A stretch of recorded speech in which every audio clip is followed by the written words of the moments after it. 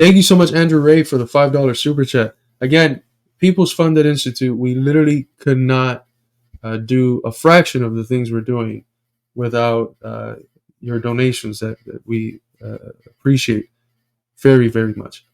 We know all of you are working people, exploited, and so when you can shoot some coins our way, we definitely appreciate that.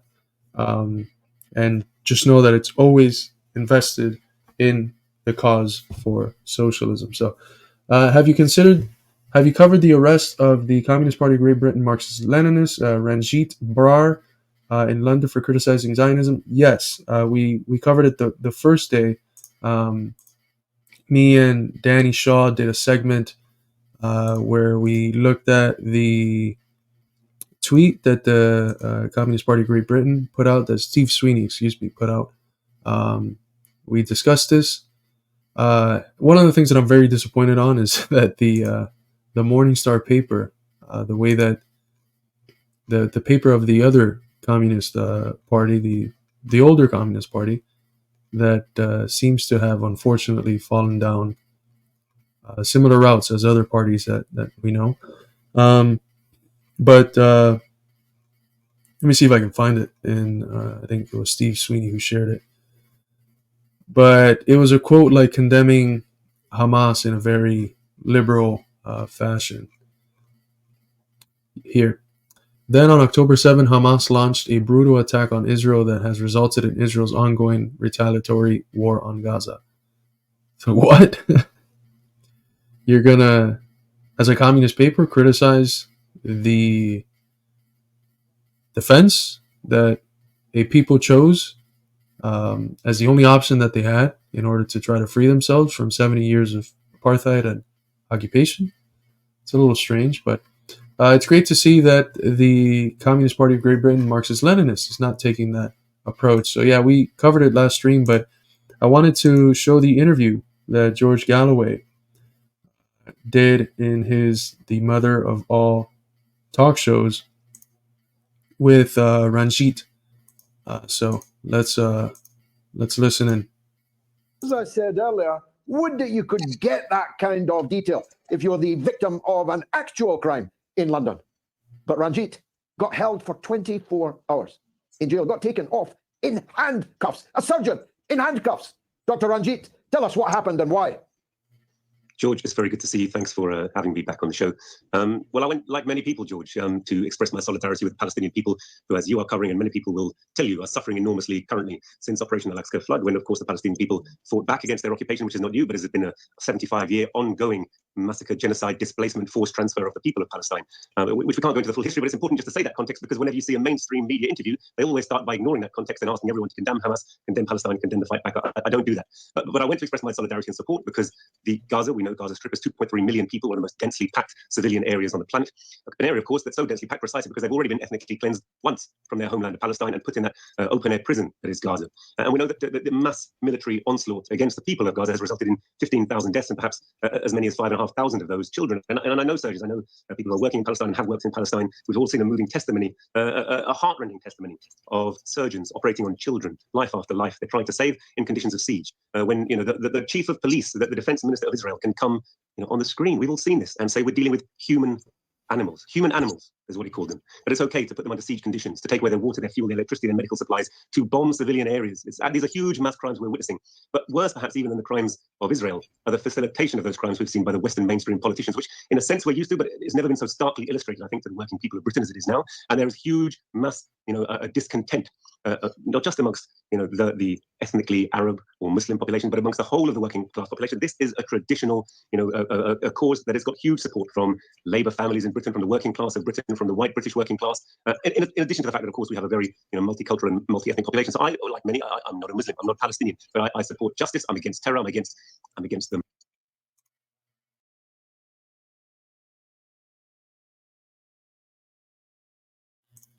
Thank you so much, Jay. They say Carlos about a copy of your book earlier. I'm guessing it's the Purity Fetish and the Crisis of Western Marxism on Amazon. I hope you get at least some of the share of that. Probably that was about $16.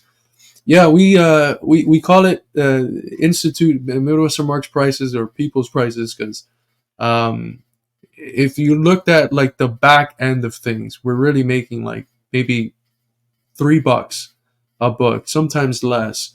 And like the ISBN and the making of the book, the amount of work, there's so much work that goes into it. And with the ISBNs alone, that's like $300 that we have to invest as an institute on each book. So um, we it's unless books sell a lot of copies, it's hardly ever that we've maybe been able to make our money back with like 3-4 of the books we've published,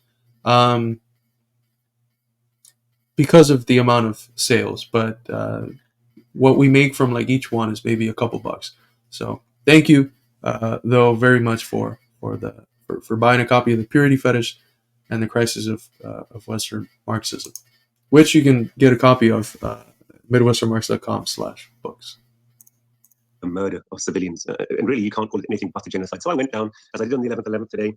Today, it seems I've literally just been bailed, not today, of course, it's yesterday, to express my solidarity. I set up a stall, I've got some books. We have books. My father is an author, as it happens. He's written books over a long period of time on this struggle, one Imperialism in the Middle East, one specifically called Zionism, and it's subtitled A Racist, Anti-Semitic and Reactionary Tool of Imperialism, which is a mouthful. But really what it does is...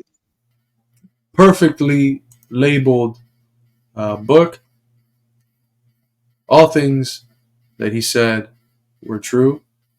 You can't have a state based on the supremacy of a people that are described as God's chosen ones and overlook the fact that that's racist as shit.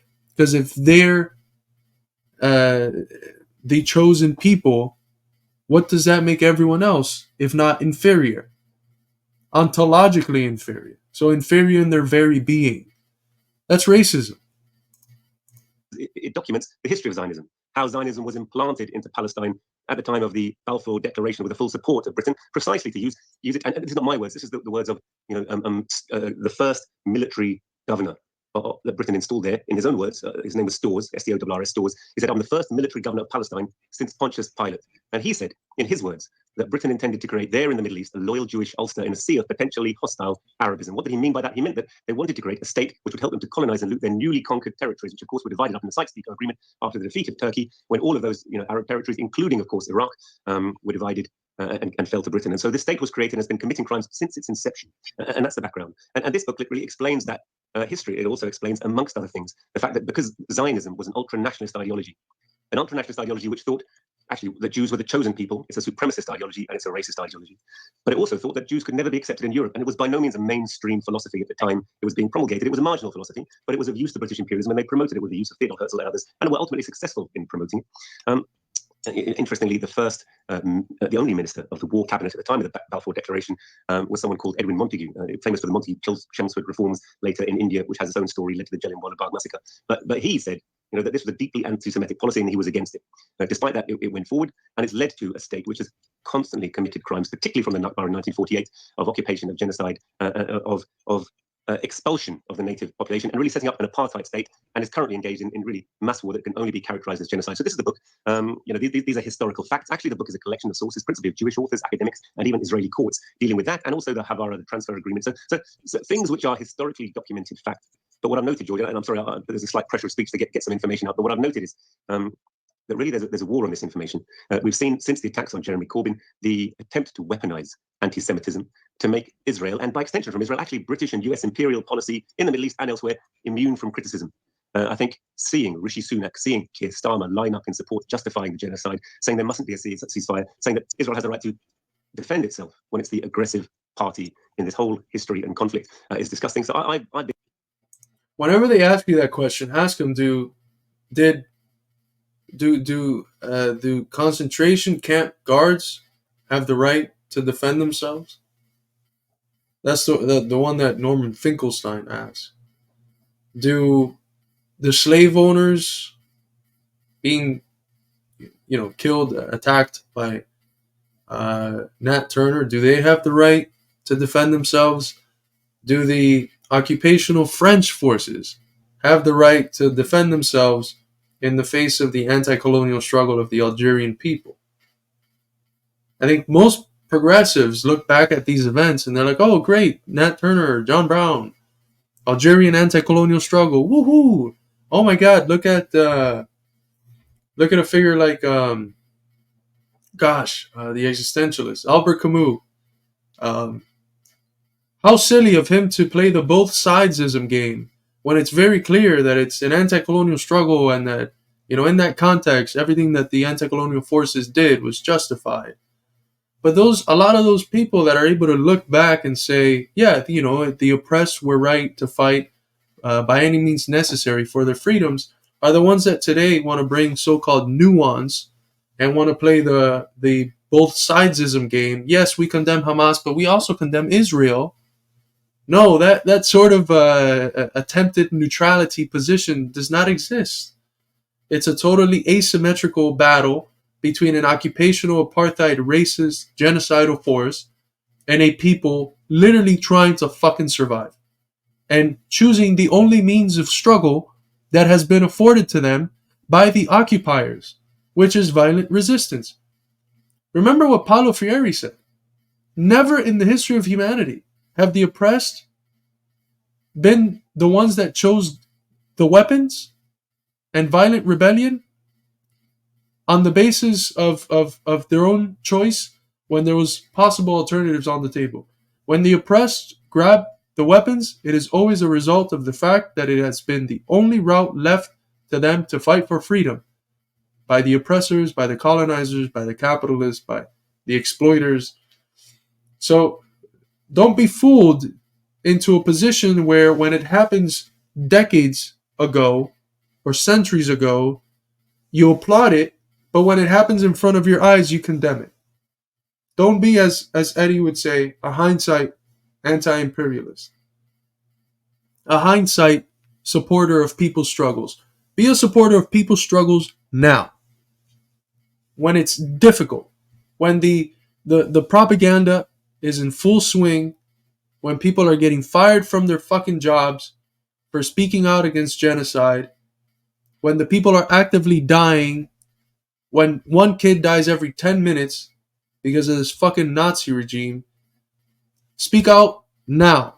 Don't be an ally 10 years down the line when God knows how many thousands and tens of thousands or hundreds of thousands, hopefully not, Palestinian people have been massacred. Be an ally now. That's what we need of people. But that takes something that not a lot of people have. Not a lot of people have courage. A lot of people are very comfortable in whatever positions they might have, and they don't want to get fired. They don't want the potential future job opportunities that they might have to be soiled because they, God forbid, stood with the people against a force that was trying to eliminate them from the planet. Been to express solidarity. I was arrested for doing nothing other than having a book expressing those truths. And really, it's those holding truths a book, which, holding a book that you didn't even write. Not even holding it, actually, but being near it on the stall. But first of all, the police were fine, and it's clear that there's clearly pressure from a political source, because the actual police who you see arrested me, they were very nice, George. They've been talking to me for an hour.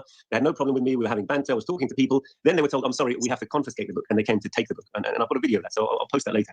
But then they went away, and half an hour later they said, "No, we've got new orders now. We have to arrest you." And it was a slightly surreal thing because nothing had happened. It was literally nothing happened. But quite clearly, we've seen Suella Braverman and David Cameron come out and try and criminalize, say that the marchers who were protesting against the genocide in Gaza are hate marchers, saying that they're anti-Semitic, saying that the police should crack down on them. It's quite evident that at some higher level there was a referral and adjudication process, and the police who had been absolutely friendly and were perfectly decent to me were suddenly ordered to go into this kind of attack mode. And it's an uncomfortable thing to have your liberty taken away, but it doesn't compare in any way to the suffering and the heroism of the Palestinian people who, through no fault of their own, have found themselves on the cutting edge, really, of imperialist onslaught in the Middle East. So really, and have you been charged? No, of course. But have you been charged? Will this go to court? So it's a good question. I don't know is the answer. So I've not been charged. When they arrested me, and this time they did arrest me. I've been arrested once before, also outside the Israeli embassy, precisely for a similar attack of Israel on Palestine during the Operation Castlet in 2008. On that occasion, they didn't arrest me. On this occasion, they arrested me. They went through the process. They said that I was in breach of Section 5, and later added Section 18 of the Public Order Act. I didn't know really what it means. It means threatening words and behaviour. Then they said it was racially aggravated, and then later on they said it's racial, it's imagery, distributing imagery likely to cause racial hatred. And so I sat with them in an interview. I've explained to them I'm a lifelong campaigner against racism. I'm a lifelong campaigner sorry, George, if I lost you. I'm a lifelong campaigner against racism. I'm a lifelong campaigner for equality. But what I'm here to demonstrate against are concrete crimes, which are war crimes, mass transfer of population, civilian population, siege of a civilian population, bombing of hospitals, bombing of schools, bombing of churches, bombing of mosques, genocide against the civilian population. But what's quite clear is that our government are so intent on standing in solidarity and supporting that genocide that they wish to criminalize dissent. They wish to criminalize historical facts and truth in this case. I don't know yet the full repercussions. At the moment, they've bailed me. They haven't pressed any charges, but I will have to represent to a police station. Obviously, I will do so. I'm hopeful that they won't actually follow this through and that they will back down. But whatever happens, I won't accept it. I will fight it for as long as I need to, as part of the wider cause of defending the right to free speech in this country and of defending the right of all those who want to stand in solidarity with Palestine to do so. It's not really about me. It's really about the Palestinian people. And it's really about isolating the British people from the knowledge and the feeling that they are justified and have the right to express their opinions on this issue, George. Dr. Ranjeet, we're right behind you. Well done. Thank you. Oof. Beautifully said by Dr. Ranjeet. Hopefully, actually, I'm going to write that down so I don't forget. We're going to reach out to them, see if we can have Comrade Ranjeet on to let us know what went down and what has unfolded since at least his interview with Galloway. We previously had Jody Brar on, which I believe is his sister, the leader of the Communist Party Great Britain, Marxist-Leninist, and of the World Anti-imperialist platform. Very brilliant leader. And we did a great interview concerning the proxy war against Russia and why the war is one in which the working class has a very clear side. So hopefully we can bring her back on at some point and also have Ranjeet on to speak about what's going on in Britain and his